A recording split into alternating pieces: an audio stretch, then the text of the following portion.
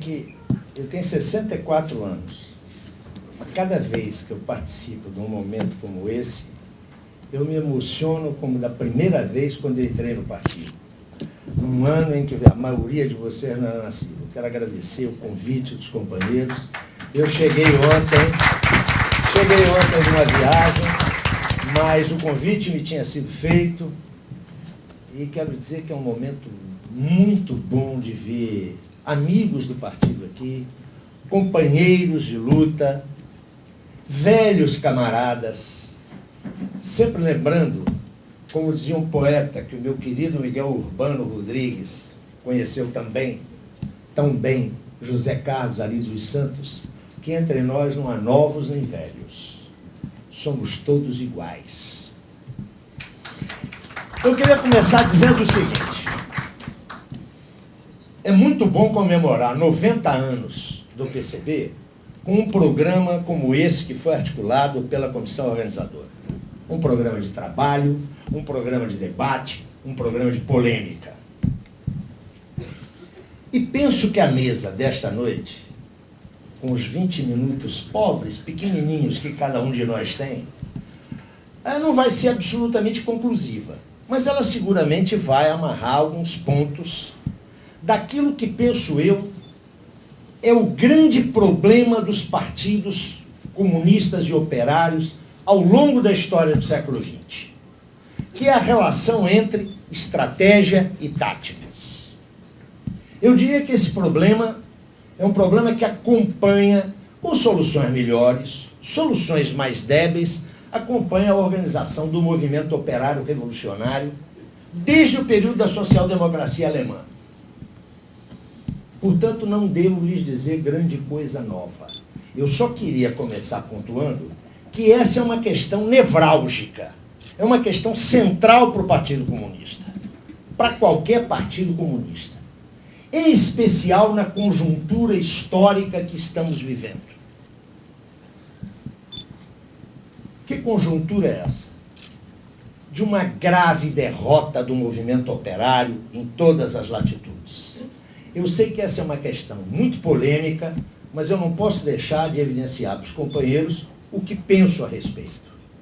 Julgo que, no mundo moderno, nunca vivemos um período tão contra-revolucionário como a conjuntura que estamos vivendo. Se nós observamos o século XX, nós notamos que houve algumas vagas revolucionárias. A última onda revolucionária, eu diria que se esgotou no final dos anos 70. A partir daí, o movimento revolucionário registrou uma profunda derrota. A dissolução da União Soviética e os últimos suspiros revolucionários, eu diria que marcados pela Revolução Portuguesa, pelas lutas contra a ditadura de Reza Pahlavi e pela luta centro-americana, com destaque, mas sem esquecer os outros movimentos, com destaque para a Revolução Sandinista. Depois disso, nós nos vemos constrangidos, enquanto comunistas, a assistir à degenerescência de partidos comunistas históricos, com papel relevante na história do século XX, a luta pela reconstrução revolucionária em vários países, de que o PCB de hoje me parece um exemplo feliz. Mas o quadro dessa reconstrução, em nível histórico mundial, ainda apresenta uma larga travessia. Para aqueles que estão preocupados com o socialismo amanhã de manhã, às 8h30, não há esperança. Não há esperança. Mas para aqueles que compreendem o processo revolucionário como um largo processo histórico, e eu terminarei voltando a esse ponto, a esperança, que só nos é dada em nome dos desesperados, a esperança não é apenas um princípio ético, é também um princípio que anima a intervenção política. Feita essa, até porque eu vou respeitar rigorosamente os meus 20 minutos, senão eu mato o companheiro Temer. O companheiro Temer, não, o camarada Temer. É preciso dizer isso. não há comunistas só no PCB. O que o PCB tem que fazer é trazer esses comunistas para cá. Eu queria dizer, primeiro, do grande passo que o nosso partido, que eu entendo que é um partido pequeno, não sejamos baluartistas. Nosso partido é um partido pequeno. E por ser pequeno e por conhecer a história, ele poderá evitar muitos dos erros dos quais muitos de nós aqui fomos partícipes no passado. Inclusive eu que vos falo. Eu diria que nós demos um passo enorme no nosso último congresso. E por quê? Porque fixamos 2 pontos intimamente interligados. O primeiro foi a caracterização da Revolução Brasileira. Mais exatamente, qual é o caráter desta revolução? Eu estou convencido que o coletivo partidário acertou no atacado. O caráter desta revolução é socialista. Mas o nosso documento não diz apenas isso. O nosso documento explica cuidadosamente, em termos diacrônicos e sincrônicos, ou seja, históricos e contemporâneos, por que esse caráter socialista? Não se trata de uma petição de princípio, não se trata de um ato de vontade dos comunistas brasileiros. Quem conhece o material resultante do nosso último congresso, certamente verificou que ele produz uma aproximação bastante feliz à estrutura de classes da sociedade brasileira. Ele traduz uma leitura que eu diria essencial, do ponto de vista essencial, correta, ao sinalizar o perfil contemporâneo da economia brasileira. E, portanto, é capaz, a partir desses 2 pilares, é capaz de determinar quais são aqueles sujeitos coletivos, não necessariamente partidários, capazes de constituir um bloco revolucionário que tenha uma gravitação proletária. Eu diria que esse é o primeiro ganho do nosso partido. Não quero dizer aqui que seja o único partido que chegou a esse tipo de formulação. Eu diria que não é uma invenção do PCB. É também a extração dos melhores núcleos da cultura política contemporânea brasileira. O segundo passo foi a determinação, em grandes linhas, da estratégia para essa revolução. Eu queria ressaltar o que me parece um ponto central para que nós possamos projetar na vida cotidiana e nas lutas cotidianas do nosso povo como essa estratégia foi articulada. Ela foi articulada insistindo naquilo que me parece um ponto central. Não se pode pensar em construção socialista nesse país e em derrocada do poder burguês se não trabalharmos com a hipótese de uma ruptura do sistema político.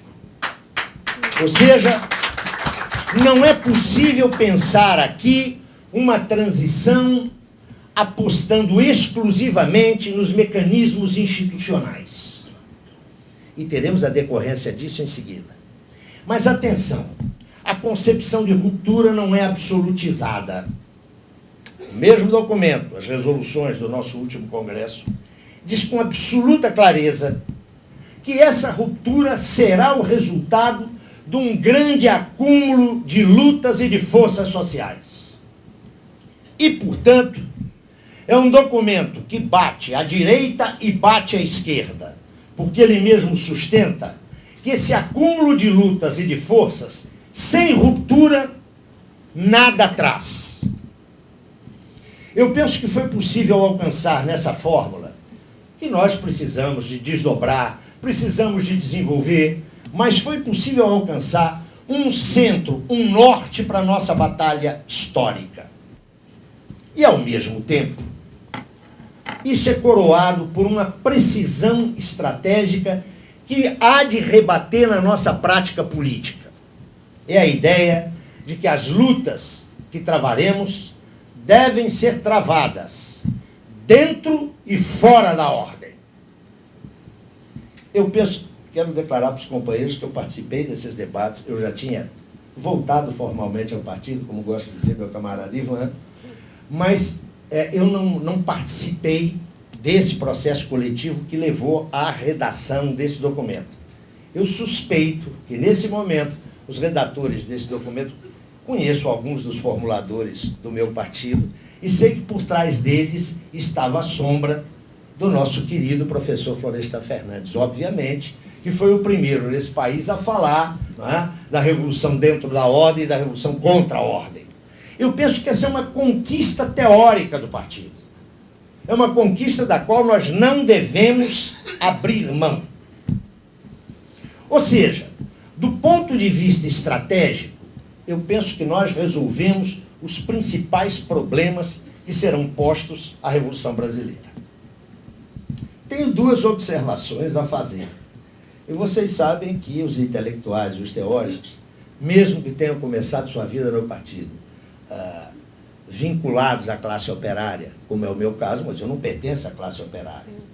Como diz um autor que também é muito caro ao meu querido português que está sentado ali, eu não sou filho da classe operária, mas eu sou um filho adotivo da classe operária. Eu não sei se ela acertou muito me adotando, mas eu me considero como tal. Vocês sabem que política se faz com convicções. Sem convicção não há direção política. Teoria se faz com dúvida.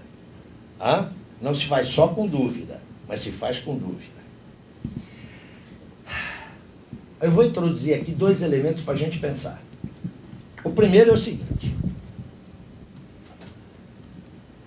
o caráter da revolução e a determinação da sua estratégia são resultados de análise teórica, que pode estar certo, pode estar errado, não é? Teoria é sempre revisável, sempre retificável, não há teoria absoluta. Entretanto, a conversão da clareza estratégica em lucidez tática não depende só da teoria. Se fosse assim, os melhores teóricos seriam os melhores secretários-gerais. E nós sabemos que isso não acontece.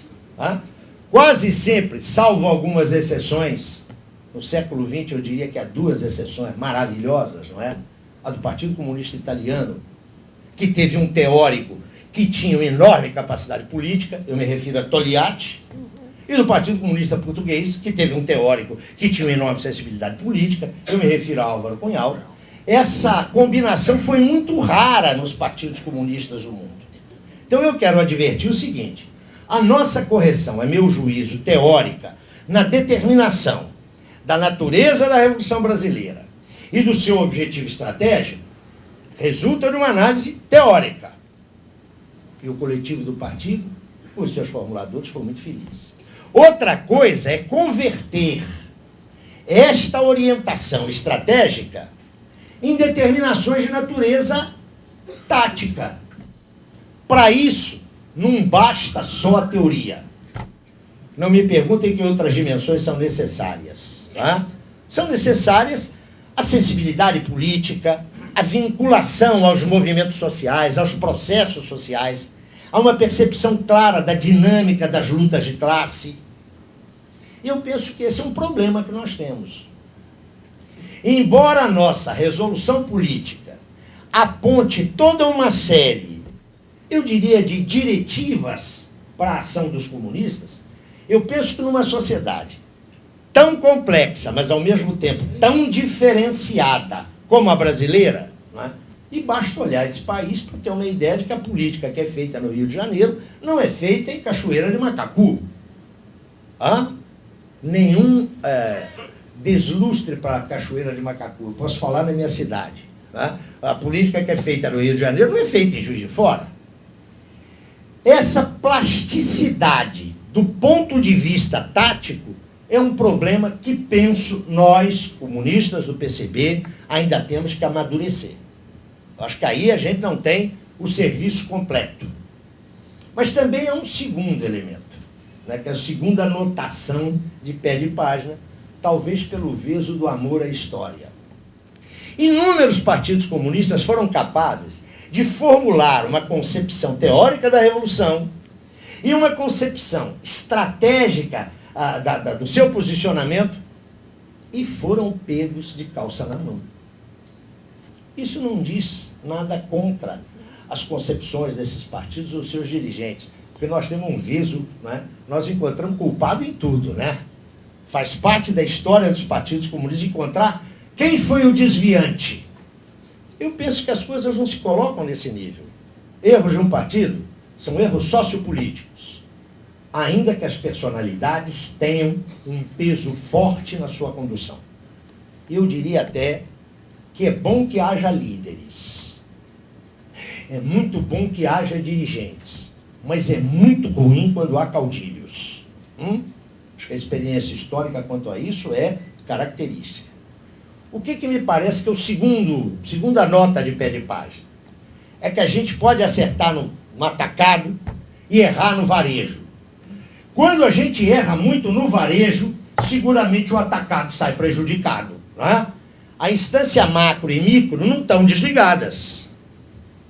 E por isso eu quero dizer, já é o terceiro ponto, que foi abordado aqui seguramente pelo Del Ruio, que foi um dos convidados da mesa de ontem. Eu não estava aqui, estava viajando, mas com certeza creio que Del Ruio falou nisso, que é a questão do núcleo dirigente. Ele certamente abordou isso, não é? Ou não? Duvido que ele não falou isso. Até porque ele é um especialista nisso e tem ideias muito claras sobre isso. A nossa história é uma história, ao contrário, por exemplo, e por razões que todos vocês sabem. Ao contrário, por exemplo, da história do Partido Português ou do Partido Italiano, que eu tomo sempre como exemplos de partidos do século XX, nós não engendramos na nossa história um núcleo dirigente. O núcleo dirigente que começa a se constituir em meados dos anos 20, desaparece na entrada dos anos 30 pelo processo da chamada bolchevização. O núcleo dirigente que se esboça lá em 1943, na Conferência da Mantiqueira, onde o velho Dinarco já estava presente, não é? O Dinarco pai, porque o Dinarco filho é um jovem, não é um velho. Notem, aquele núcleo dirigente, quando começa a se firmar, sofre duas hemorragias, uma grande e uma menor. A grande é de 56 e 58, onde o PCB enfrentou uma crise monumental. A outra, uma hemorragia menor, mas nem por isso devemos subestimá-la, foi a crise que gestou o Partido Comunista o Partido Comunista do Brasil, em 1962. Pois bem,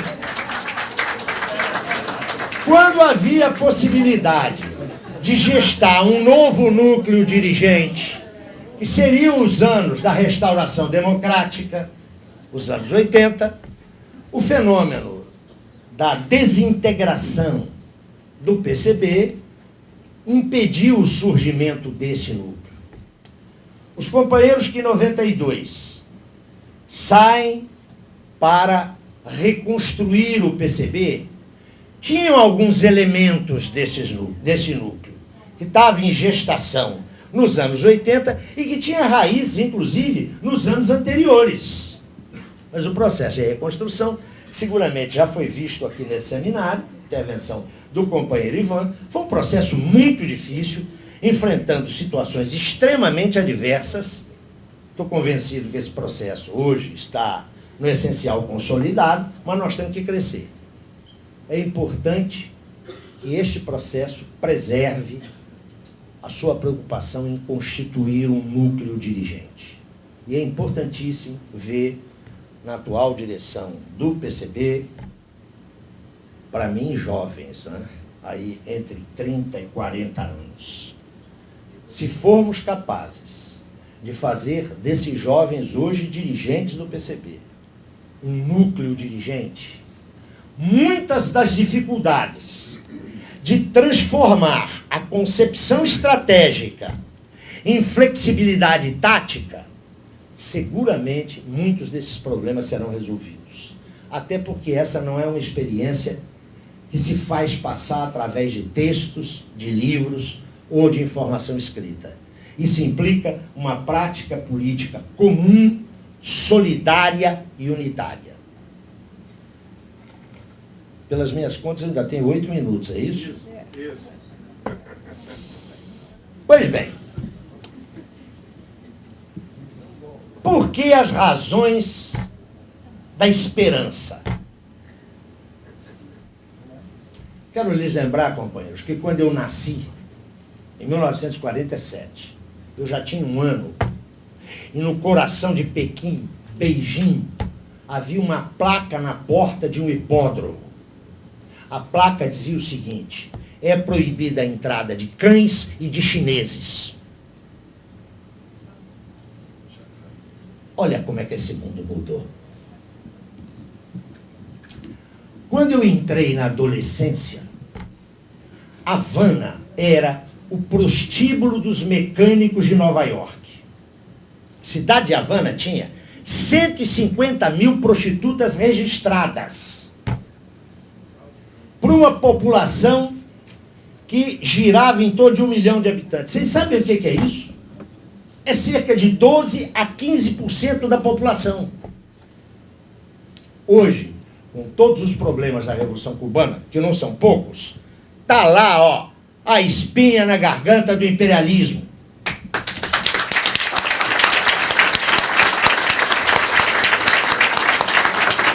Quando eu estava já no partido, na minha vida adulta, a gente sempre fazia manifestações para um negro que estava preso numa penitenciária, numa ilha, porque protestava contra o regime do apartheid na África do Sul. Esse homem foi depois presidente da República. Olha como é que o mundo mudou. Mas o mundo não mudou só para frente, não. Dos anos 70 para cá, eu quero insistir nisso, há uma brutal regressão, eu não direi regressão democrática, não direi regressão do processo socialista. Há uma regressão dos processos civilizatórios. Você dá uma olhada na Europa meridional, da Grécia a Portugal, olha que quadro nós temos para os velhos que trabalharam a vida inteira, para os servidores fiéis ao seu contrato com o Estado, ao insulamento e à repressão das lutas populares. A existência da União Soviética garantiu um nível de convivência internacional, se não civilizado, pelo menos com baixa tolerância ao belicismo. Hoje nós temos um gendarme mundial que aponta onde e quando estão os terroristas. Esse é o resultado, não é, do fim da bipolaridade. No Brasil, conquistamos uma democracia formal. E não apenas formal, com alguns institutos que não devemos desprezar. Não devemos desprezar. Entretanto, isto derivou numa hegemonia burguesa, como eu diria, nunca vista antes nesse país. A oligarquia burguesa transitou claramente de classe dominante a classe dirigente.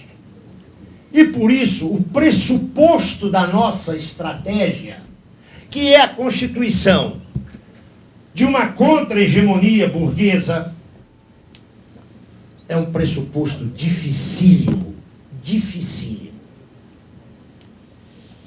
Há uns 2 ou 3 anos atrás, antes de eu voltar ao meu leito, eu escrevi um pequeno artigo que o meu amigo Milton Temer publicou na revista que ele editava, uma revista do Instituto Lauro Campos, que na época teve, para mim, uma repercussão que eu não esperava.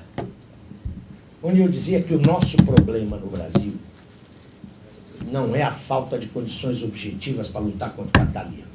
Essas existem. Eu dizia que o nosso problema era um déficit organizacional. Eu estou convencido que o PCB tem todas as condições de contribuir com outras forças políticas, sem exclusão, numa disputa leal, franca e aberta pela hegemonia do movimento socialista revolucionário, o PCB tem condições de contribuir para a ultrapassagem desse déficit organizativo. Neste sentido, eu sou extremamente otimista, porque eu não estou olhando o copo meio vazio. O copo meio vazio é a enorme ponderação do imperialismo, seus agentes, extremamente cínicos hoje, como nunca o foram no passado. Eu estou olhando o copo cheio. O copo cheio é o potencial transformador que as populações laboriosas têm. E, sobretudo, o povo brasileiro. Não há nenhuma xenofobia nem nacionalismo no que eu vou dizer aqui agora, para encerrar a minha intervenção. O caráter internacionalista do nosso partido já foi mencionado quando o Ivan há pouco falava quem estará presente aqui. E mesmo aqueles que não estão presentes, esse partido tem apoiado nas suas lutas nacionais e eu diria de libertação social. Mas tem uma certa peculiaridade o povo brasileiro. Esse povo é muito generoso, é muito criativo. E quero dizer que, bom ou mal, é o nosso. Quem não gostar dele vai construir partido comunista na Suíça. Não é? O nosso é esse. Mas o nosso é maravilhoso e nós temos que construir um partido à altura da generosidade do nosso povo. Minhas saudações fraternais, porque, como bem disse o Ivan primeiro, confirmado pelo Zé Paulo, que me dá ordens e determina o que eu tenho que falar, inclusive me obrigando a fazer um discurso antipático para essa plateia, para que o Mauriásio possa corrigir, mas eu vou acatar. Eu queria começar dizendo para vocês o seguinte: da minha imensa alegria de estar participando da celebração, isso me honra, dos 90 anos do Partido Comunista Brasileiro.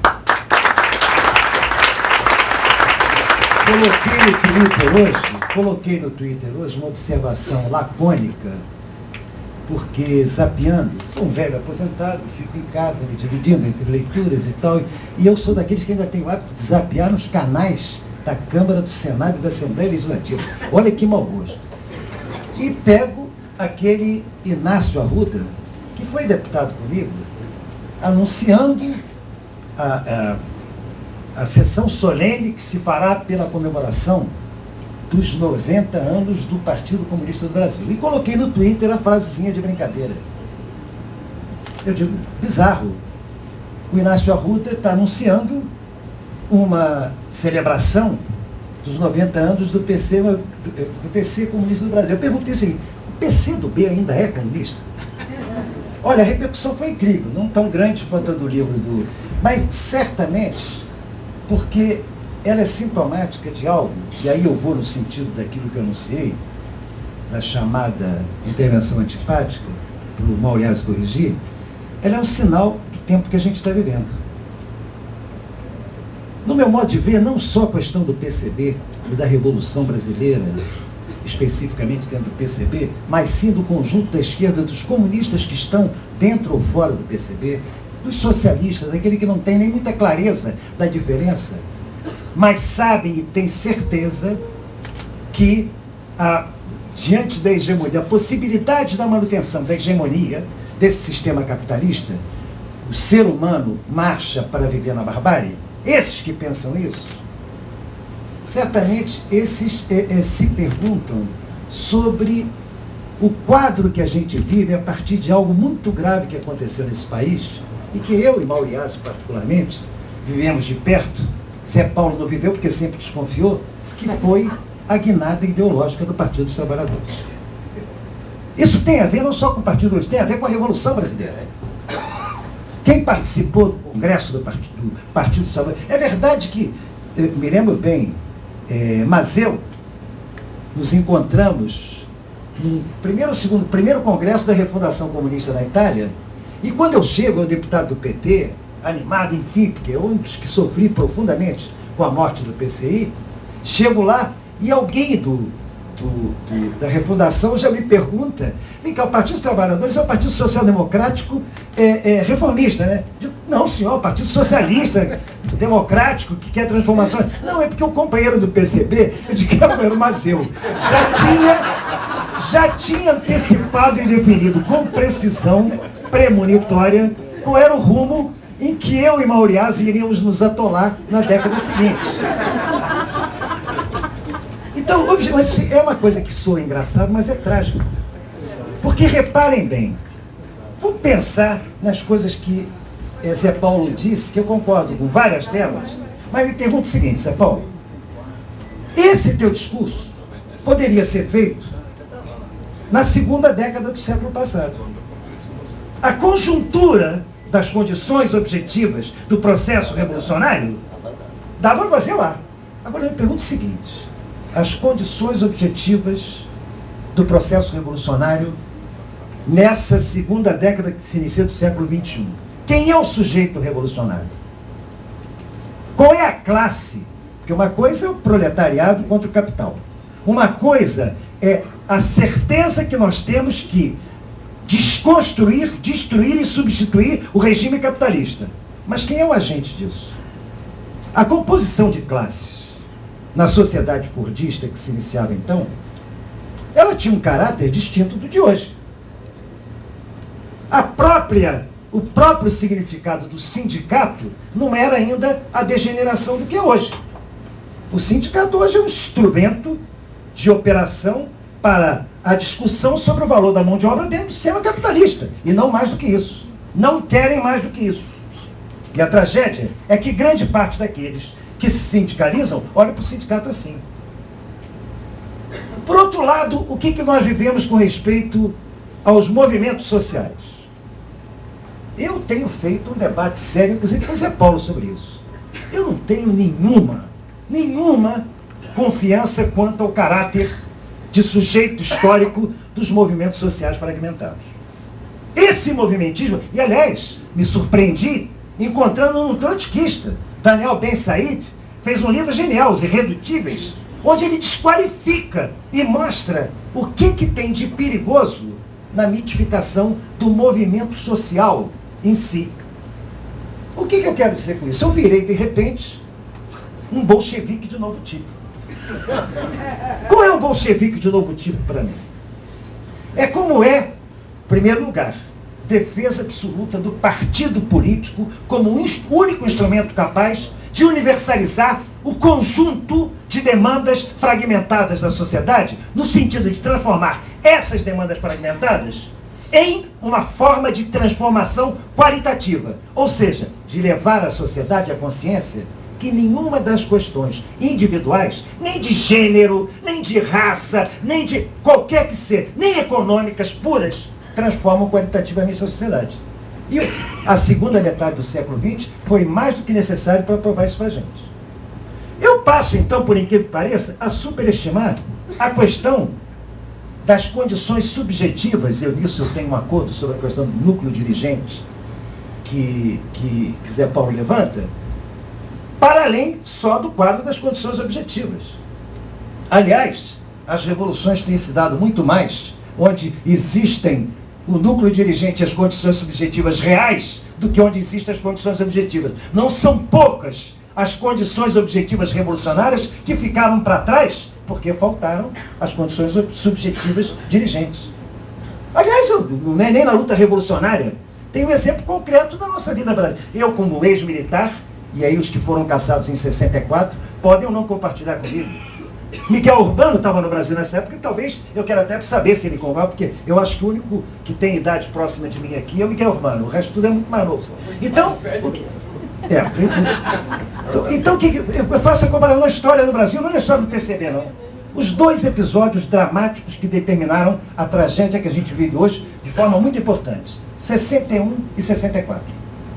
Em 61, havia condições objetivas muito mais eficazes para a direita dar o golpe do que havia em 64.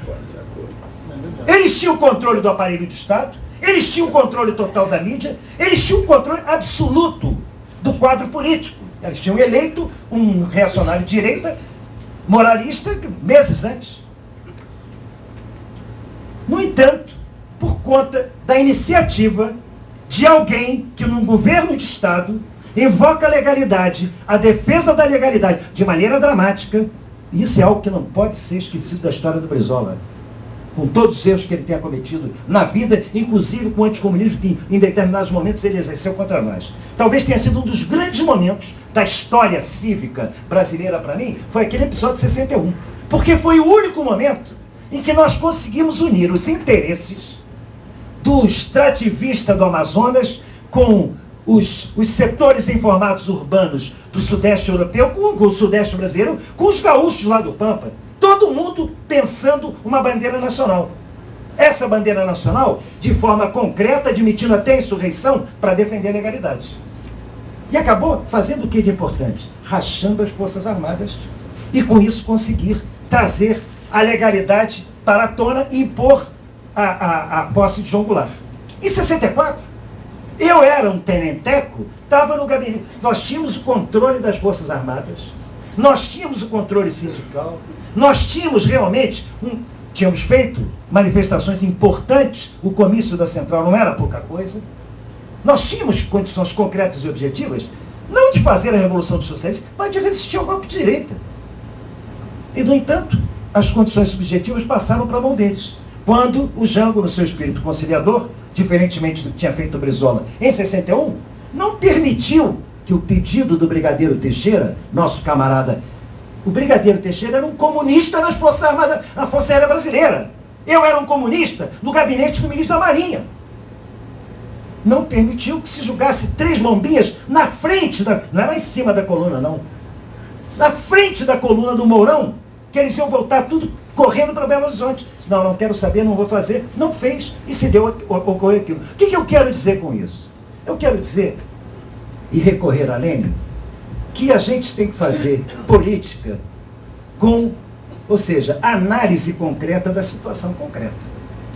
Então, eu não tenho o mesmo otimismo esperançoso, de maneira nenhuma, do Zé Paulo. Não tenho, porque esse contexto internacional, vocês reparem bem, o quadro de tragédia que nós vivemos.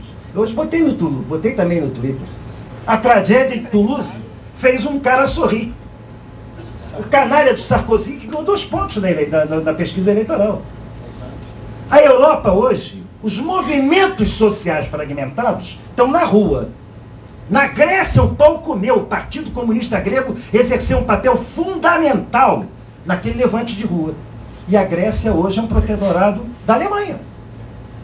A Alemanha, com a sua política reacionária, está construindo o Terceiro Reich por caminhos distintos. Colocou um presidente na Grécia, colocou um chefe de governo na Itália e determina a política da França. Está determinando a política geral do continente. Quarto Reich.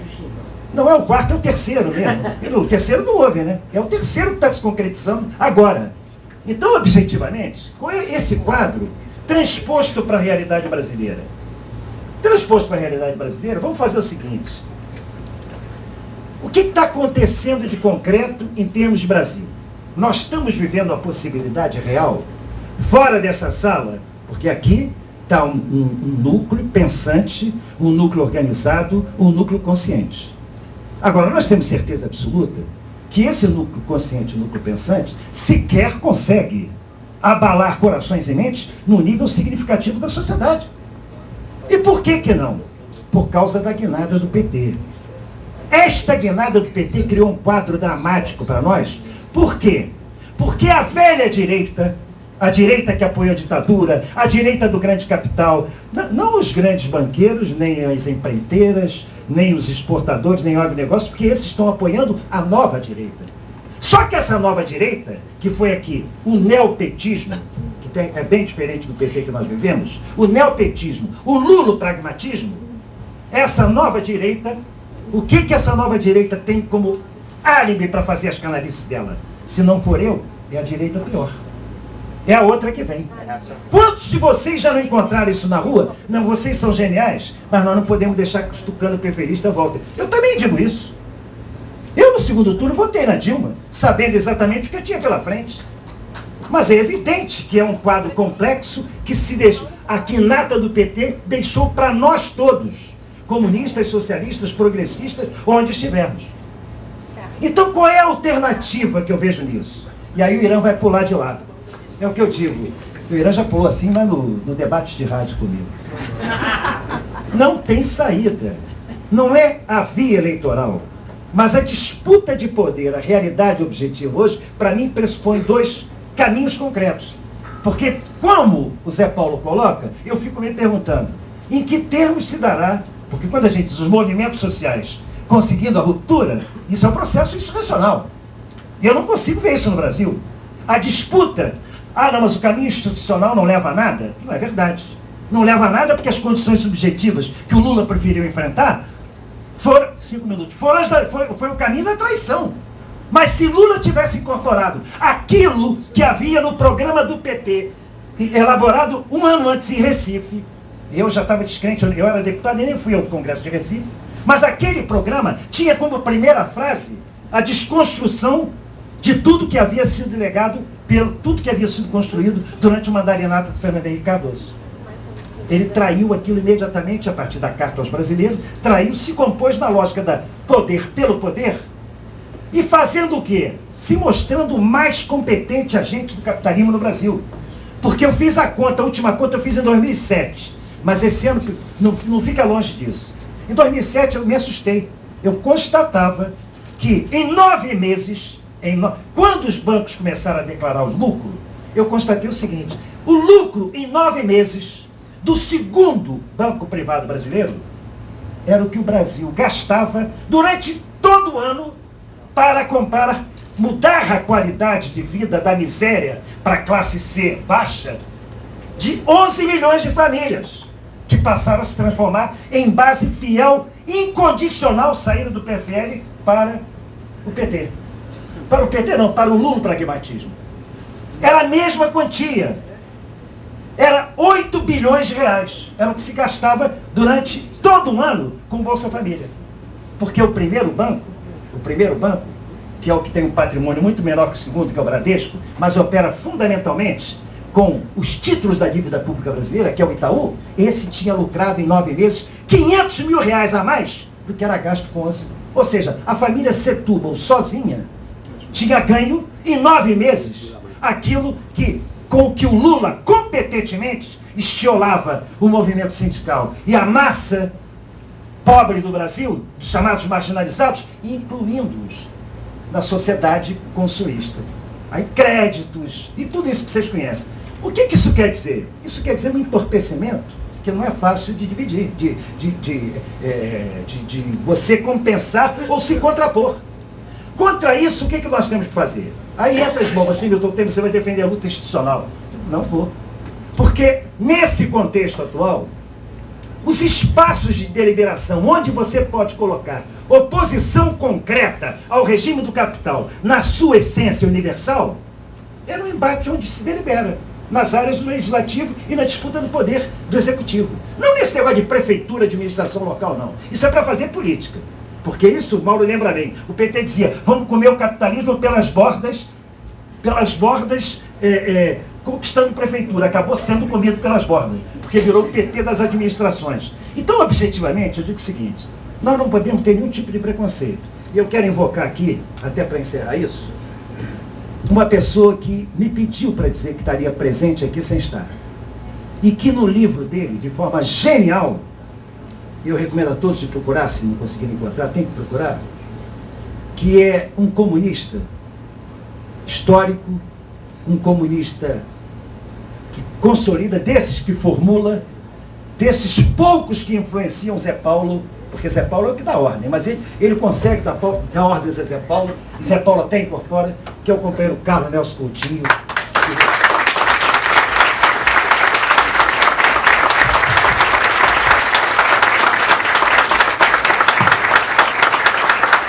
Nesse livro, Gramsci, um estudo sobre o seu pensamento político, nós temos um documento fundamental para entender a necessidade de não confundir o conceito de revolução, de partido revolucionário, com partido que se isola socialmente em torno da concepção bordigiana, que termina sendo uma posição de espera, que não produz a revolução, porque a revolução é inelutável. Não, a revolução não é inelutável, não. O meu pânico maior é que se nós não disputarmos em todos os campos possíveis a possibilidade de destruição do capitalismo e ele mantiver a sua hegemonia, o que vem aí é a barbárie que pode eliminar o ser humano das possibilidades da vida. Obrigado a todos.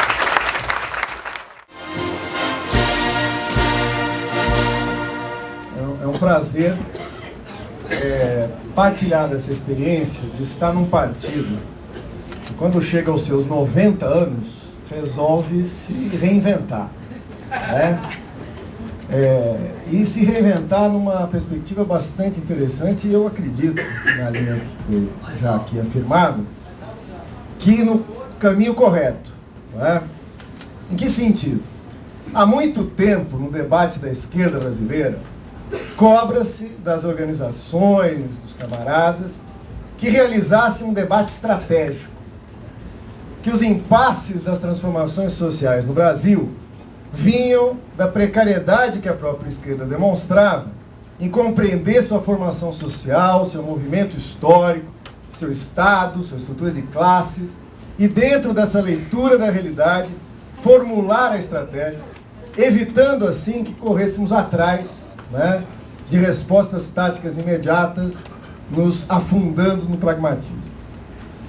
Nesse sentido, é bastante interessante que o PCB tenha no seu 14º Congresso realizado essa tarefa e chegado a termo, como foi falado pelo Zé Paulo, naquilo que é o ponto de partida desse esforço de construir uma estratégia revolucionária e socialista do Brasil. Nesse sentido, nós acreditamos que o Partido Comunista Brasileiro tem, no alto dos seus 90 anos, a legitimidade adquirida para fazer essa discussão.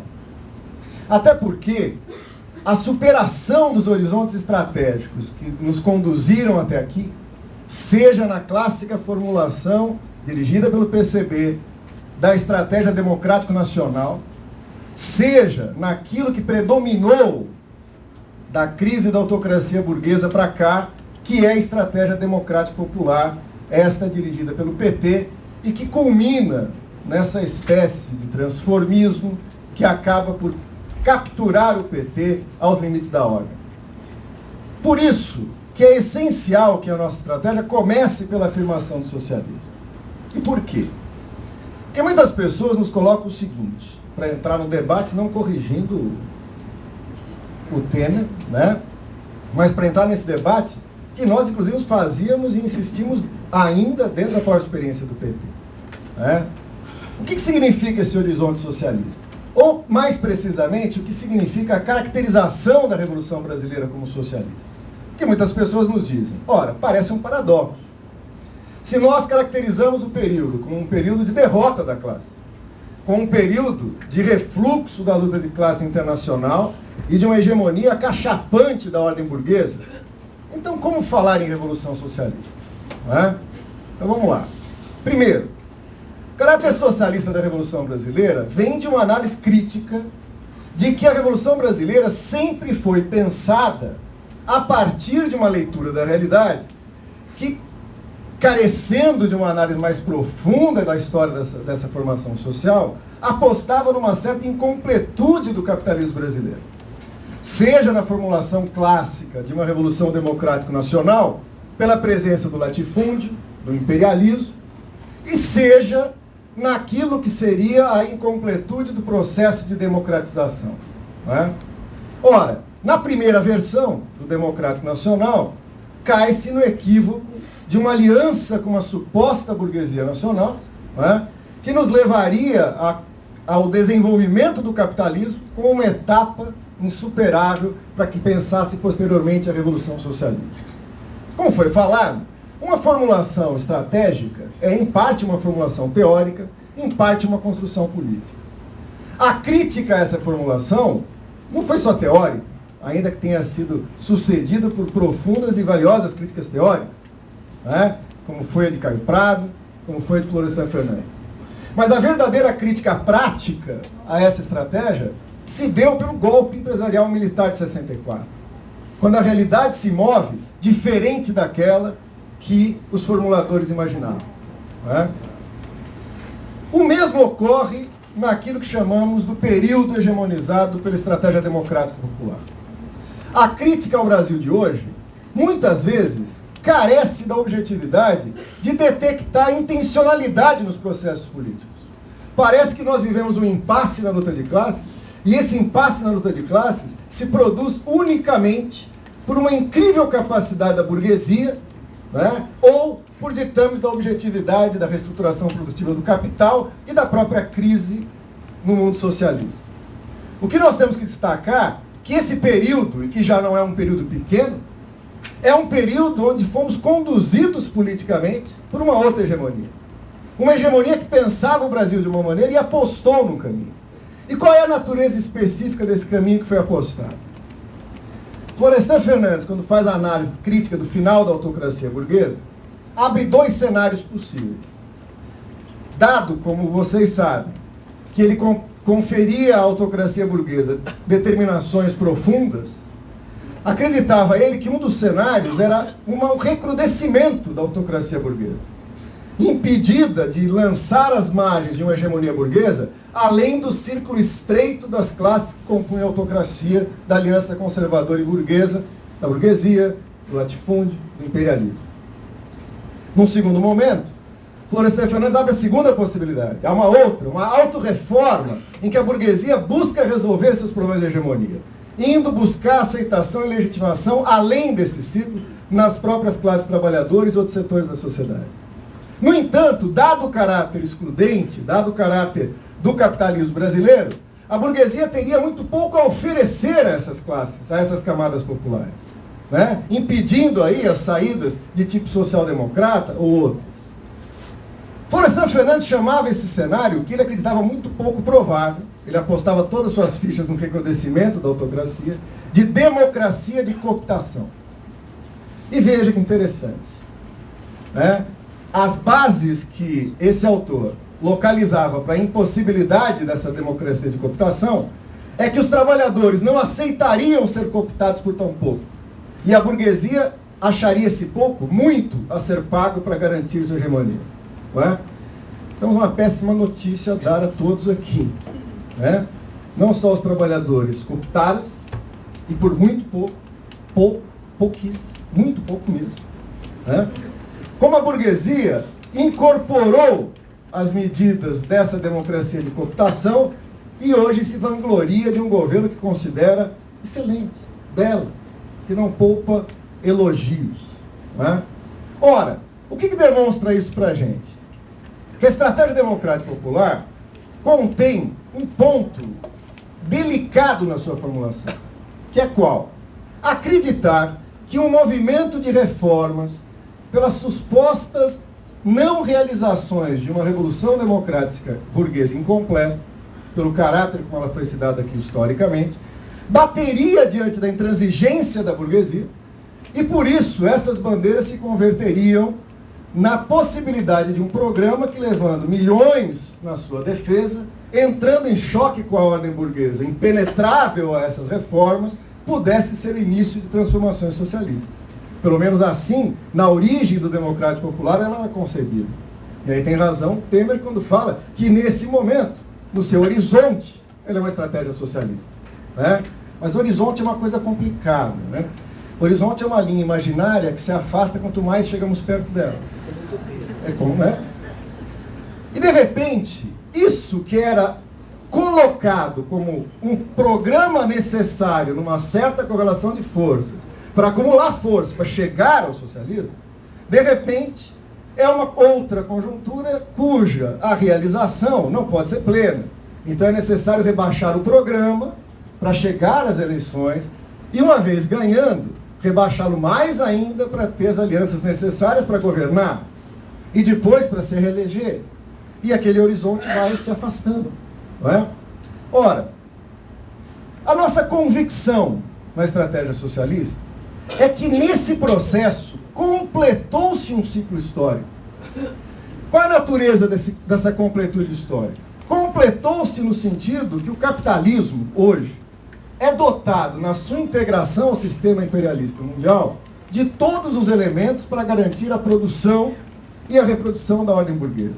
Tanto nos seus aspectos de acumulação, quanto nos seus aspectos de reprodução, inclusive aí de legitimação política.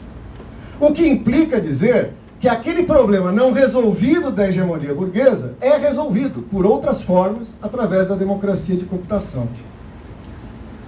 Isso coloca a caracterização de uma revolução no seu horizonte socialista.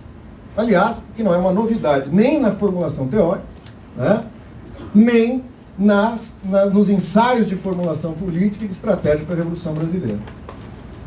Agora, afirmar esse caráter estratégico socialista da Revolução Brasileira é não ter mediações táticas para construir um processo que torne possível aos trabalhadores, chegando no poder, iniciar as transformações socialistas? Essa é a grande questão. Aquilo que aponta corretamente o Zé Paulo ao falar da necessidade das mediações táticas dessa estratégia socialista. Não é?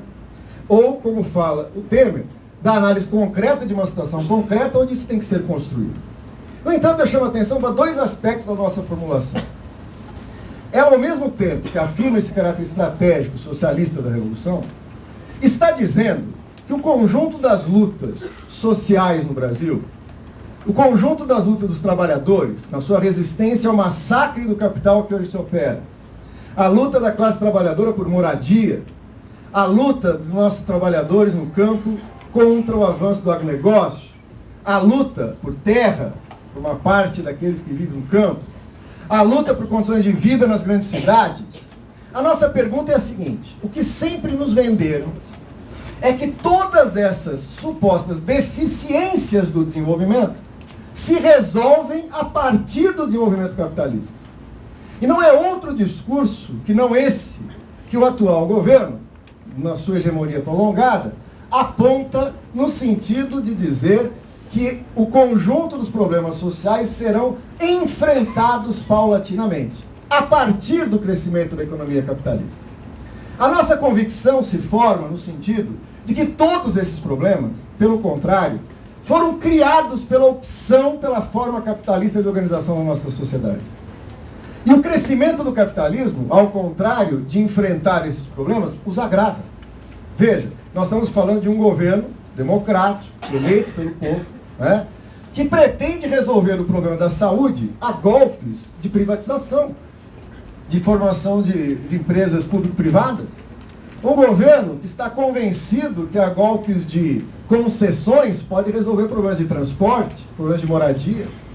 E, na verdade, favorece a captura do fundo público também para o processo de valorização, alterando e novamente jogando essas demandas mais para frente, para um futuro e mítico crescimento do capitalismo onde resolveria.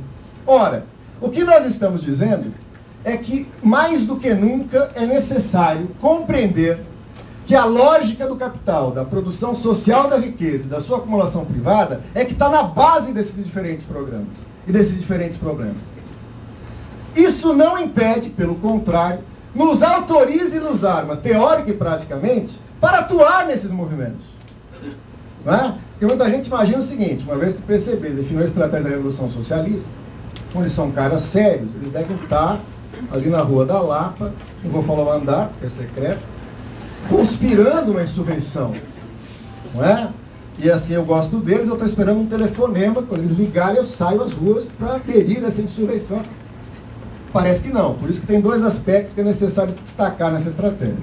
A primeira é que ela se articula com a necessidade de formar o que chamamos de um bloco revolucionário do proletariado. O que significa isso? A nossa convicção de que a ordem burguesa se consolidou a partir de um conjunto de alianças que formam um bloco de sustentação que capturou parte da classe trabalhadora, ainda que passivamente, ainda que essa classe não tenha aderido a isso ativamente, mas por uma série de mecanismos que não é o caso agora, foi capturado por essa hegemonia. A única maneira de se contrapor a isso é a constituição de um bloco que se contraponha a essa forma de construção conservadora que hoje é hegemônica. Daí a constituição de um bloco revolucionário do proletariado. Ora, na nossa recente Conferência Nacional sobre Tática, o que nós construímos? A afirmação de que essa construção não é uma construção teórica, né? A gente já construiu o bloco revolucionário do proletariado, já fizemos a nossa parte. Agora o trabalhador que resolve e consiga fazer isso. Não. Né? A direção da construção disso, isso não se constrói a não ser a partir da inserção do nosso partido nas lutas concretas da classe trabalhadora. Né? E por isso se traduz na unidade classista, na nossa consolidação de disputas sindicais que resista ao massacre do capital sobre a classe trabalhadora, que existe, está lá, está viva, mandou lembranças, né? Está lá colocado. Por isso que a União da Juventude Comunista está aí construindo e militando, não só para resistir às medidas de desmonte da universidade pública, como militando na construção de uma alternativa de uma universidade popular. Né? É por isso que nossos militantes, amigos, chegados, estão aí na luta, na resistência contra a privatização da saúde, no Fórum contra a Privatização da Saúde, né? A Maria Inês Bravo, que ela não foi informada ainda, que nós não achamos o processo dela de desligamento do partido, então ela ainda está afiliada e deve alguns anos de contribuição desse tempo. Né? Por quê? Porque é ali nesse fórum, assim como no Fórum de Defesa da Educação Pública, é assim nos fóruns de luta pela reforma agrária, dos atingidos por barragem, que a gente pode construir um bloco de forças capaz de contrapor a hegemonia conservadora. E a gente soma a isso uma segunda formulação que é essencial para entender isso, que é a formação de uma frente anticapitalista e antiimperialista. O que queremos dizer com isso? Nós vamos atuar nessas lutas e demandas ao lado dos trabalhadores, na perspectiva da resistência, da organização e da luta. Mas nós, comunistas, atuaremos aí, apontando o dedo para os verdadeiros responsáveis disso. E os verdadeiros responsáveis disso é a ordem burguesa, monopólica e imperialista. Portanto, a luta por terra, a luta por saúde, a luta por educação hoje é uma luta anticapitalista. Né? É isso que nós queremos dizer. E por que anti-imperialista? Porque tem gente que tem a seguinte formulação estranha. Quando o capitalismo se desenvolve no mundo, ele vira monopólio, amadurece, tem fusão, aí vira imperialista. Né? No Brasil, quando ele cresce, é anti-imperialista, porque ele cresce contra... Não, né? Tem gente que parece aquele cara que fala assim, olha, eu não sou contente com a minha adolescência, queria virar um adulto, crescer, mas não quero envelhecer, não. Né? Você quer virar capitalista? Parabéns, virou. Né? Agora, o que você faz? Está dentro do sistema imperialista, ou dentro do sistema do capital imperialista, para citar a Virginia Fontes sentada ali. Né? Ou seja, não só que a luta contra o capitalismo no Brasil já é uma luta contra o imperialismo, porque o capitalismo que está aqui é imperialista, também afirmando que todas as lutas nacionais que se dão na América Latina e no mundo já são hoje lutas que na sua afirmação, seja ela qual for, sejam meramente nacionais ou sejam mais profundas de transformação social, já terão que enfrentar a ordem imperialista. E, finalmente, a alternativa socialista, através da construção do Bloco Revolucionário do Proletariado e da Frente Anticapitalista e Antiimperialista, é a convicção que nós temos que as transformações que estão em curso aqui não vão mais iludir a burguesia. Tem gente que pensa o seguinte: se nós afirmarmos o caráter socialista e revolucionário, nós não teremos espaço para construir nossa política. Nós chamaremos a atenção do inimigo. Então vamos disfarçar. Vamos nos disfarçar para apresentar uma proposta moderada. E quando a gente chegar lá, a gente vai... tem gente que ainda hoje espera o Lula tirar a gravata, abrir a camisa, né? Vai ter uma foto de Che Guevara, a Dilma chega e fala, puxa, cansou, ainda bem, estava disfarçando entre os banqueiros, né? Bota a boina, né? Não. A senhora Dilma, Zé Dirceu, tem passados respeitáveis, são tipo daquelas pessoas que têm um longo passado pela frente, né? É uma tragédia, essa é uma tragédia. Nesse sentido que nós estamos afirmando que não há disfarces, é necessário afirmar o caráter socialista da Revolução. É necessário fazer disso não uma mera agitação, mas fazer disso uma construção política, para que os trabalhadores se constituam num polo, né? Porque para nós o sujeito disso é a classe trabalhadora e o núcleo disso é o proletariado daquele que vive na ordem do capital, mas sem conseguir ser dessa ordem do capital, ainda que muitas vezes tenha um comportamento sem vergonha, né? Como é próprio da consciência alienada e reificada no primeiro momento, ou dos desvios da consciência em si, né? A nossa tarefa é essa, e é nessa que nós vamos militar. Porque a conjuntura é desfavorável, e por isso vamos militar mais decididamente.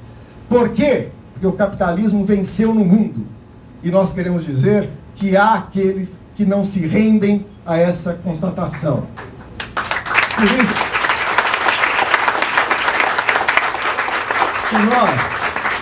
se é verdade, somos pequenos, não sei se somos o maior partido pequeno desse país, mas somos pequenos, né? Somos com vários problemas, quando as pessoas, e várias felizmente estão nos procurando para entrar, eu uso uma frase que usei para o Zé Paulo: para nós será muito bom, para você não sei. Né? Agora, o que nós queremos com isso? Talvez modestamente só uma coisa. Quando escreverem esses tempos, a história desses tempos de barbárie, quando escreverem que o capital triunfava com a sua pretensão sobre todo mundo, quando escreverem que por um tempo a humanidade chegou a perder seus sonhos, achando que estavam sob os escombros das tentativas heróicas e trágicas da transição socialista do século XX, quando contarem esses tristes e dramática história de nossos tempos, eles terão que dizer: houveram aqueles que resistiram, houveram aqueles que lutaram, houveram aqueles que se mantiveram firmes, e entre eles estavam os comunistas. Fomos, somos e seremos eles.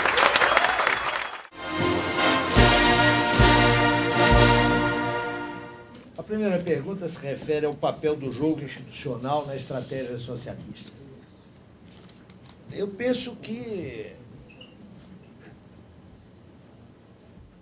a frase com a qual eu iniciei a recepção da proposta estratégica do PCB define isso com clareza. Ou seja, apostamos na ruptura, mas não há ruptura sem acúmulo institucional. E não só institucional, e de lutas sociais. Eu estou convencido, o PCB está aí para disputar. Tivemos um candidato a presidente da República, só não temos candidato a juiz de paz, porque não tem eleição.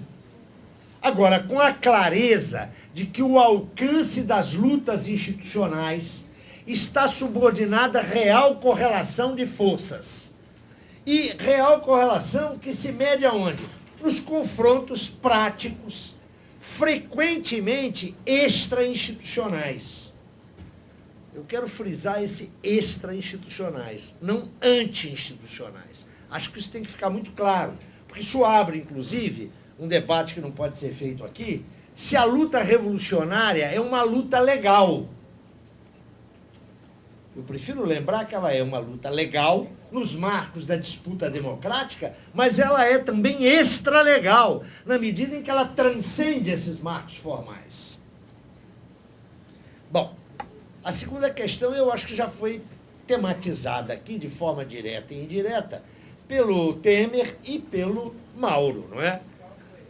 Que é se as tarefas democrático-populares, não é, que o PT, já no seu terceiro mandato, realiza, tem a ver com aquilo que Mauro chamava de incompletude da Revolução Burguesa. Olha, eu quero aqui repetir algo que eu já falei. A burguesia brasileira, nos anos 80, aprendeu o seguinte: com a sua cara, ela não constrói hegemonia. Ela não constrói. É olhar claramente o processo eleitoral de 89. A burguesia tem seus ideólogos, ela tem os seus brain trust. Atenção, ficou claro que ela precisava de um travesti. Ela não se apresenta como tal, por favor. Não é casual. A eleição de Fernando Henrique em 95. Um homem de esquerda, notoriamente, que foi perseguido pela ditadura, que participou das lutas democráticas. A burguesia, com a cara dela, não chegava ao poder. Ela precisou de um travesti. Depois ela não precisou de travesti. Ela construiu um processo de hegemonia tal. Os companheiros viveram a crise do PT, participaram, lutaram bravamente lá, sabem disso melhor, mas já estava contido num embrião. E aí, certamente, eu tenho divergências com os meus dois queridos camaradas, eu não fiquei absolutamente surpreso com as metamorfoses do PT. Na formação do PT, contribuíram revolucionários sérios, comunistas. Agora, aquela máquina só podia redundar naquilo, apesar da luta dos companheiros. Eu sei que nós discordamos quanto a isso, não é? Já discuti isso longamente com o Temer. Temer lembra de um congresso do PT, onde ele teve 47% dos votos. Não chegou a 50%. Pois é. 49%. Note, mas de qualquer maneira, o que eu quero dizer aqui é o seguinte. Inicialmente se precisou de um travesti. Foi Fernando Henrique. Não é? Escuta, eu quero lembrar para vocês que na primeira eleição de Fernando Henrique, gente de esquerda e séria votou nele. Isso não foi uma brincadeira, não. Foi para valer. Depois se tornou desnecessário o travesti pela hegemonia real, que absorveu a máquina do PT. Neste sentido, notem, eu estou convencido, e quero terminar com isso para passar a palavra, nós temos tempo. O chamado, o que Temer chamou de fator subjetivo, elemento subjetivo, para mim é essencial. Por isso eu mencionei a questão do núcleo dirigente, né? Não casualmente.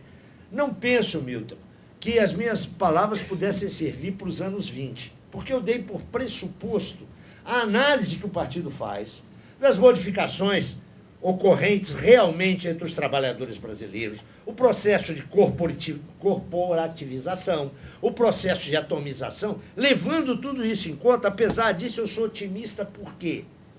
Porque nós temos um elemento com o qual se pode combater a ideologia, que tem a força que o Mesaros, que aliás saudou esse congresso, acho bom lembrar isso, não sei se foi lembrado na hora devida, é uma saudação extremamente importante, é bom lembrar, não é? A força da ideologia nós reconhecemos, está aí em cima de nós, mas não há ideologia que falsifique, por longo tempo histórico, a experiência concreta das massas. Essa experiência hoje o que é? Não é mais de um desemprego incipiente, ocasional, não é mais de uma crise conjuntural. A crise do capital está cronificada. Isso ensina as massas. Nesse sentido, se a gente investir na organização, na presença cotidiana das lutas, para isso o partido é insubstituível. Para isso o partido é insubstituível. E eu diria mais, este partido, que afirma claramente sua identidade comunista, com esses dois pés na realidade, eu quero dizer que eu sou otimista. Eu até concordo com o meu queridíssimo Temer, que é objeto de largas discussões nossas em torno de mesa. O meu otimismo não é para amanhã. Não é? Eu sou otimista, como Lukács, eu sou otimista a longo prazo. A curto, estamos nós aqui. Se a institucionalidade levar a eleição de Lula ou de Mandela para fazer o que fizeram, ela adianta pouco.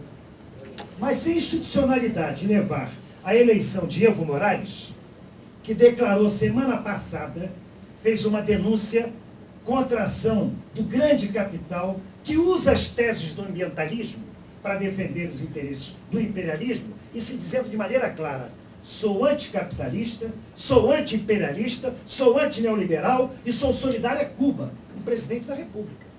Depende. Eu acredito hoje o seguinte, e aí o meu amigo Gaiola ali vai divergir, porque ele é um descrente. Não vejo saída no curto prazo para a disputa revolucionária que despreze a luta institucional. E vou dizer mais, até para quem é movimentista. E dou exemplo de dos parlamentares do PSOL. Janira Rocha e Marcelo Freixo, 2 deputados nessa casa de tavolagem que é a Assembleia Legislativa, conseguem fazer um pandemônio, não é por pressão, organizando a luta do movimento social. Porque tem representação social para isso. Como tiver a representação, a despeito de todas as dificuldades do processo eleitoral, se elegeram deputados. Aliás, Marcelo Freixo, com a segunda votação. O Chico Alencar e o Ivan Valente fazem uma luta contra o capital, explicitamente, em Brasília, permanente.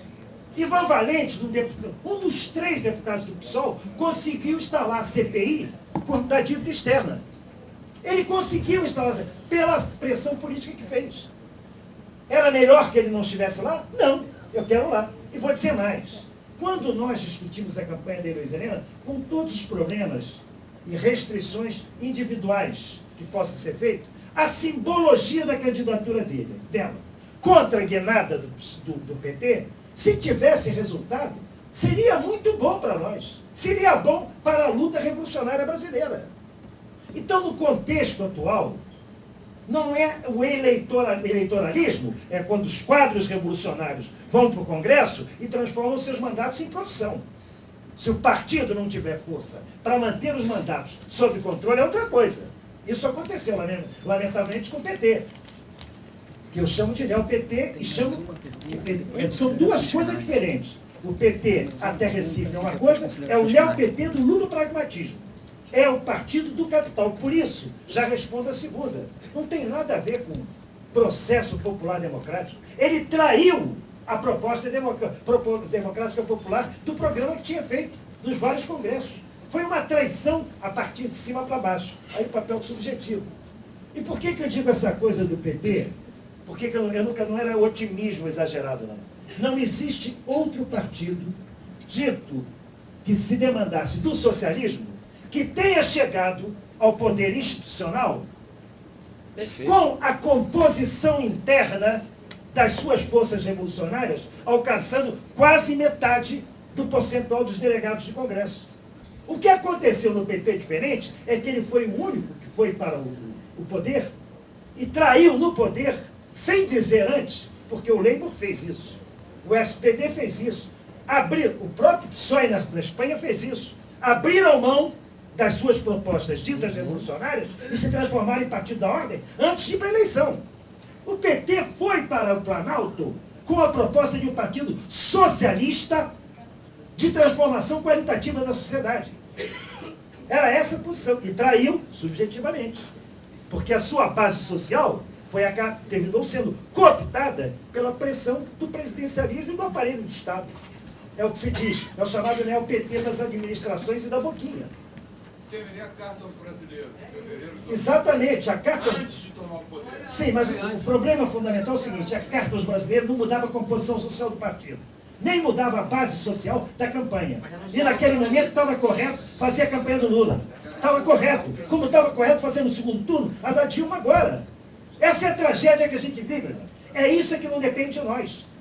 Isto é que coloca para nós a necessidade de entender o quadro difícil que temos. Por isso que eu digo, eu não tenho otimismo da longa distância, não. Porque se a hegemonia do capitalismo se mantiver por muito tempo, a barbárie é que é inevitável, não é o socialismo, nem a revolução. Eu não vejo essa inevitabilidade da revolução. Já houve condições muito mais concretas, muito mais objetivamente realizáveis do processo revolucionário contra o capital do que o que nós estamos enfrentando hoje. O século XX, olha, quem viveu a década de 60 e 70, Gaiola na frente, sabe disso, Virgínia sabe disso, ela era menina, mas já acompanhava. É outro contexto. O que se diz? Aliás, é o que o Flávio Tavares diz bem num livro dele, muito interessante, que ele diz, esse negócio da globalização hoje, eu vivi outra globalização. Eu vivi a globalização da utopia. E nessa globalização da utopia, nós não resolvemos a parada por insurreição. Porque está bem Cuba. Cuba é um estado de Sergipe. Todos os processos revolucionários, tirando a União Soviética, por conta... Que processo revolucionário se manteve de maneira concreta no poder? Qual? Então, objetivamente, o que nós temos é o seguinte, quando nós negamos o institucional, nós queremos fazer disputa insurrecional aberta, isso aí é o gueto definitivo. O processo revolucionário não é obrigatoriamente ligado à insurreição. Ele pode ser consequência de uma prioridade subjetiva de cima para baixo a partir das conquistas institucionais, dependendo de não ter traição no programa. É possível, organizando o movimento social, rachando as Forças Armadas, porque não tem processo institucional de baixo para cima sem arrastar a Força Armada. Claro.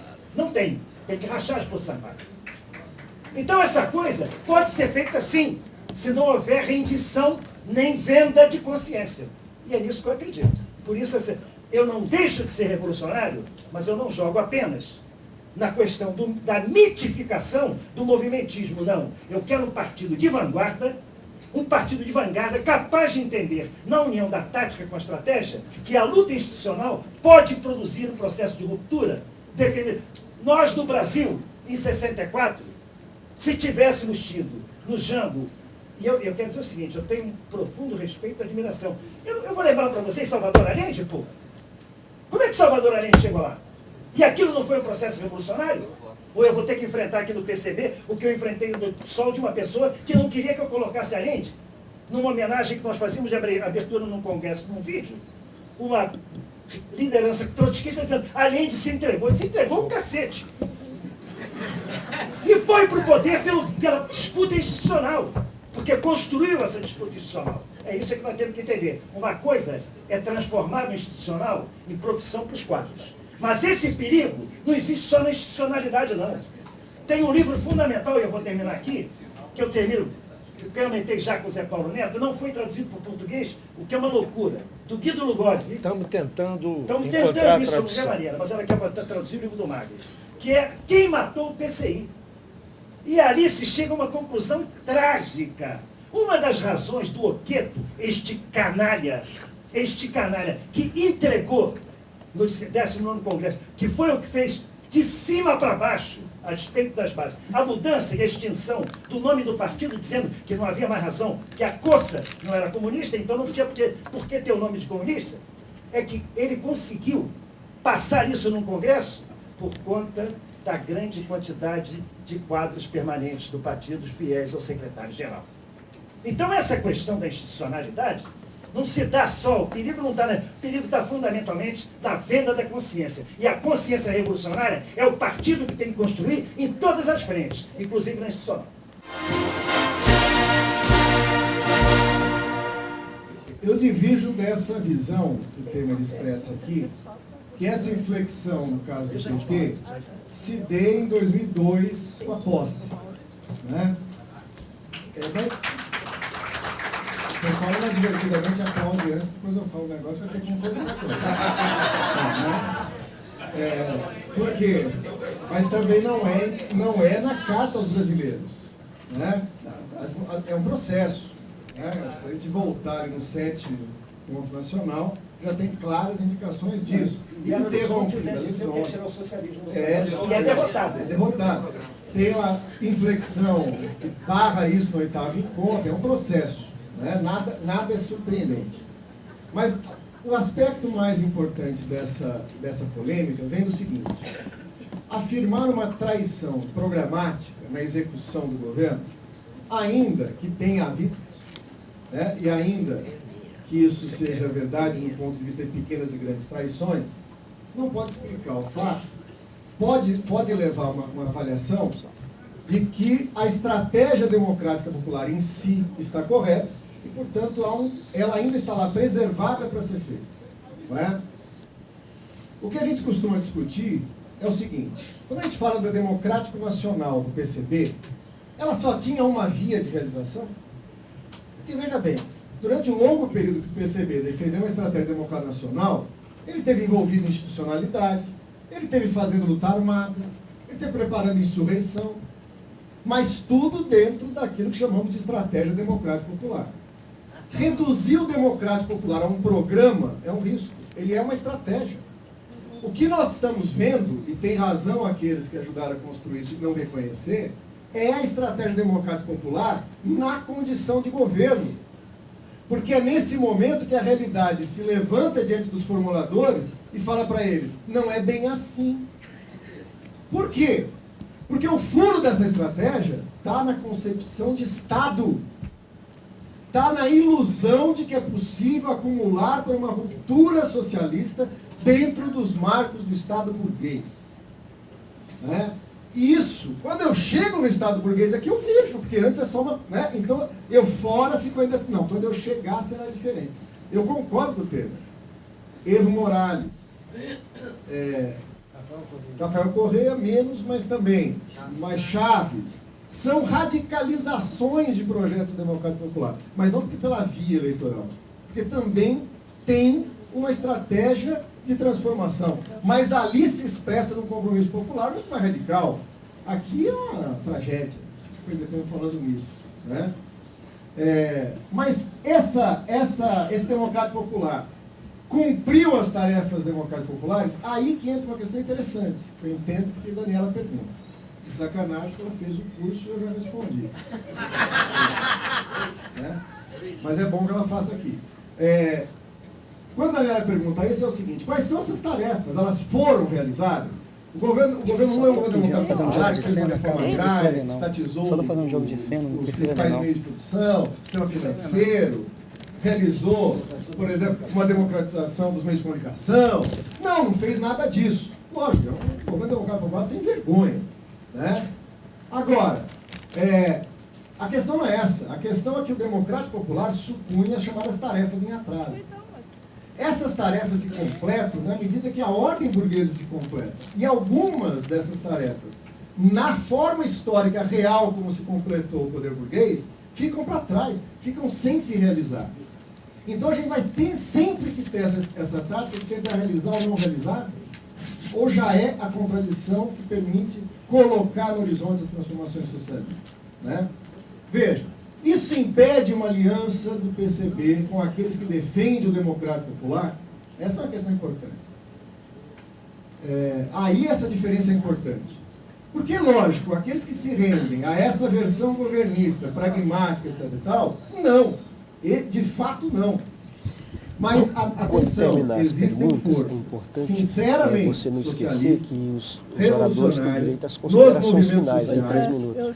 mesmo dentro do PT, que ainda acredita no horizonte democrático popular, né, mas ainda acredita numa perspectiva socialista. E nós não temos problemas algum de fazer aliança com esse setor. Na luta concreta. Né? Na luta concreta. Veja bem, nós estamos brincando aqui com o Marinês, né? Está fora do partido, mas a nossa concepção de bloco revolucionário não é ganhar tudo isso para o partido, não é que o partido seja de bloco. Na nossa concepção, quando o Marinês está na frente de luta contra a privatização da saúde, nós nos sentimos representados. E não é porque a gente manda para ela uma nota por mês, fale isso, que aí a gente concorda com você. É porque aquilo que está ali em construção corresponde à tática que nós estamos construindo. Não é? Nós vamos estar lá com nossos militantes, mas vamos estar em todas as frentes. Em todas as frentes, sim. Aí eu acho que precisa falar, acho que esse público precisa ouvir isso, talvez as pessoas não saibam. Nós não negamos a via institucional. Nós participamos de eleições. Está aqui o nosso candidato a presidente da República, nosso candidato a governador, até eu, que não sou ligado a essas coisas, candidato a vice-governador do meu querido amigo Plínio de Arruda Sampaio, em São Paulo. Né?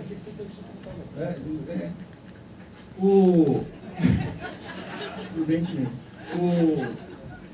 Nós participamos disso. Está aí o Carlinhos, não estou vendo todo mundo aqui. Né? O Edmilson, pô. Se até o Edmilson é candidato, quer dizer. Né? Os nossos melhores quadros estão à disposição. Mas eu fui candidato ao Senado. Eu dizia que era um plano nosso para acabar com o Senado. Para acabar comigo. Mas, ou seja, na verdade é a combinação de formas de vida. E aí é essencial o que Zé Paulo fala. Mesmo a nossa ação institucional é uma ação pensada numa lógica institucional e extra-institucional. E também quero dizer uma última coisa nesse ponto. Nós, na formulação estratégica que apresentamos, não descartamos a insurreição como forma de luta. E a mesa que nos antecedeu, deu um quadro da situação mundial que, para aqueles que achavam que as lutas de rua, que as lutas de massa estavam condenadas ao ocaso da história, estão vendo isso colocado. O que nós falamos é que a combinação desses passos táticos gera um acúmulo de forças que exige uma ruptura.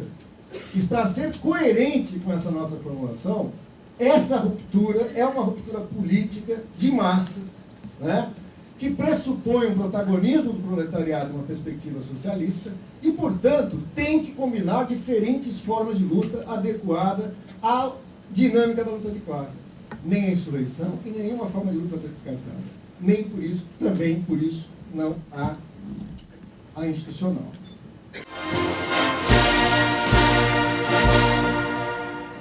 A primeira é a seguinte: como poderíamos, no sentido gramsciano, implementar a guerra de posições na superestrutura erigidas pelo capital? Né? É uma série de considerações.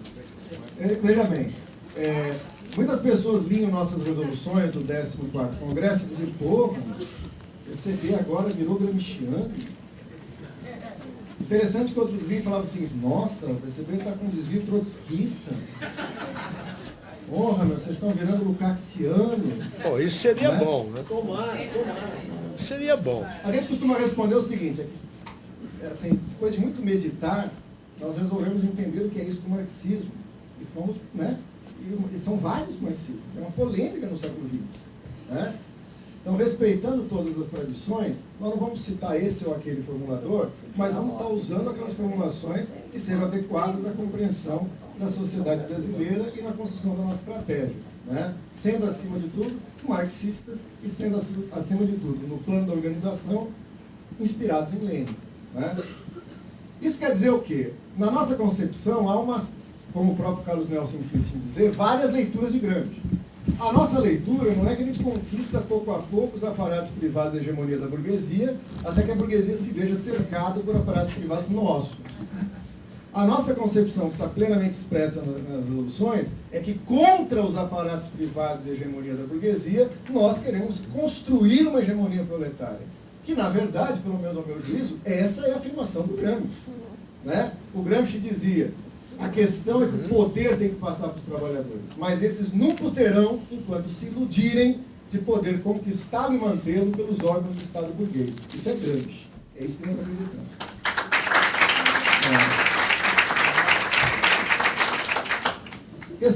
Tem uma questão aqui do democrático popular rebaixado, traído e tal.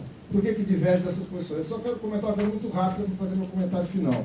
O problema daqueles que defendem o democrático popular, na perspectiva do socialismo, é que nós não os excluímos de nossa tática de construção de uma contra-hegemonia, de um bloco revolucionário e de uma frente anti-imperialista. Mas, infelizmente, em vários embates onde isso é essencial, essa concepção tem favorecido um apoio envergonhado ao bloco conservador e ao governo. E nós não o seguiremos por lealdade. Nós manteremos nossos princípios. O preço disso pode ser um isolamento. Eu acho que o Temer aponta isso com razão. Né? Mas o caminho do furo do isolamento para nós é a unificação das forças de esquerda. Não é ir buscar, junto com movimentos sociais, por mais que seja a sua relevância, um postinho à sombra do bloco conservador no governo. Meus comentários finais é um poema. Pode, né? Exatamente diz essa questão. Zé Paulo, eu sou otimista no médio prazo, né? Longo. Nós nos preparamos, essa estratégia é uma estratégia de acúmulo de força de médio e longo prazo, né? Mas por que nós aguentamos? Né? E a gente se pergunta por que esse partido resistiu a tudo isso que nós vimos no programa, a todas essas vicissitudes da história, e está aqui no auge dos seus 90 anos, rejuvenescido, buscando um caminho para a revolução. Talvez o poema ajude a gente a meditar sobre isso. Quando a noite parece eterna e o frio nos quebra a alma, quando a vida se perde por nada e o futuro parece não passar de uma promessa, nos perguntamos, vale a pena? Quando a classe parece morta e a luta é só uma lembrança, quando os amigos se vão e os abraços se fazem distância, nos perguntamos, vale a pena? Quando a história se torna uma farsa e outubro não é mais que um mês, quando a memória já nos falta e maio se transforma em uma festa, nos perguntamos, vale a pena? Mas quando, entre camaradas nos encontramos, ousando sonhar futuros, quando a teoria nos aclara a vista e com os trabalhadores ombro a ombro marchamos, respondemos, sim, vale a pena viver quando se é comunista.